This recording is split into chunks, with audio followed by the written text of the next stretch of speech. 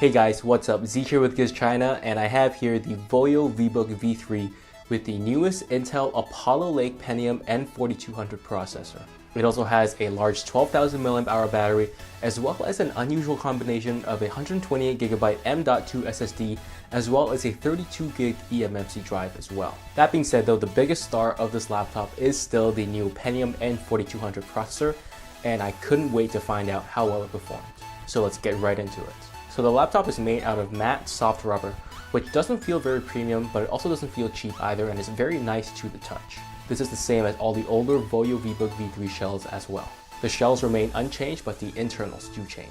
When you open the laptop up, you see some really big bezels around the screen that really make this device look kind of ugly and dated as well. And you compare it to my Xiaomi Air 12, and this is definitely not a compact or a light laptop. You also have two USB ports, a micro SD card slot, as well as a mini HDMI port as well. You can flip the screen all the way around 360 degrees, and it makes it work exactly like a tablet. That being said, because it's in tablet mode, you also have the volume and power buttons on the left side of the device, as well as a switch to turn off the keyboard and the trackpad when you're in tablet mode. So moving on to the keyboard, it's plastic, it doesn't feel very high quality, but it also isn't cheap either. The keys require more resistance to press compared to my Xiaomi Air 12, which can be a good thing because sometimes I would accidentally press a key that I didn't mean to on my Xiaomi Air 12, and it's a lot harder to do here. The trackpad isn't too big. I would have preferred a bigger trackpad. Accuracy is pretty good, two-finger scroll works pretty well, but that is actually the only multi-finger gesture this laptop has. You don't have pinch to zoom, you don't have three-finger or four-finger gestures as well.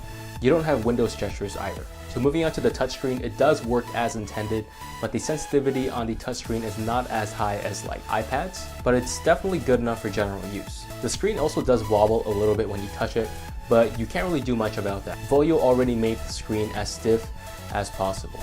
There is also an included stylus, and this stylus is actually not pressure sensitive, so it actually works more like a really good capacitive stylus instead of an expensive stylus. Even then, it's not great for notes because you have to lift the pen pretty far off the screen in order to get the pen to deactivate, and if you don't, then you start getting a lot of trails along your notes, which doesn't look very nice. We have a 1920 by 1080 resolution on the 13.3-inch screen, and colors are a little bit on the cool side, but color reproduction is pretty accurate, and reading stuff from laptop distance is generally very crisp and clear as well. The max brightness goes up to 300 nits of brightness, which is good enough to use on a cloudy day, but if you try and use it in sunshine, it's pretty hard to see the screen. The minimum brightness also isn't very dim, so if you try and use it in pitch black, it's probably gonna blind you.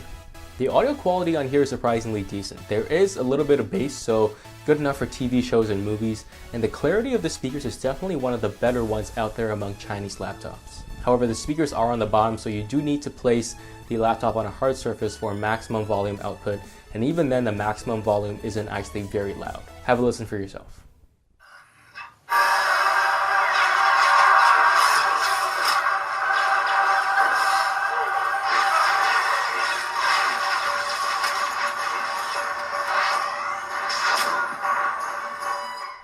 So the battery life here is good, but not great.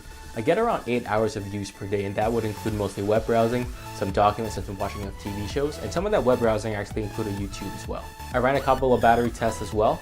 The laptop was able to play video for about 8 hours and 20 minutes before it died, and it was able to browse the web for about 7 hours and 19 minutes before it died. This is a little worse than equivalent Atom devices, but a little better than equivalent Core M devices. Performance-wise, the Pentium N4200 actually performs on par with a Core M in terms of light tasks, for example, opening and closing Windows Store apps or web browsing, which is pretty impressive. What's even more impressive is that I can edit 1080p video in DaVinci Resolve, and performance in the timeline is actually pretty good as well.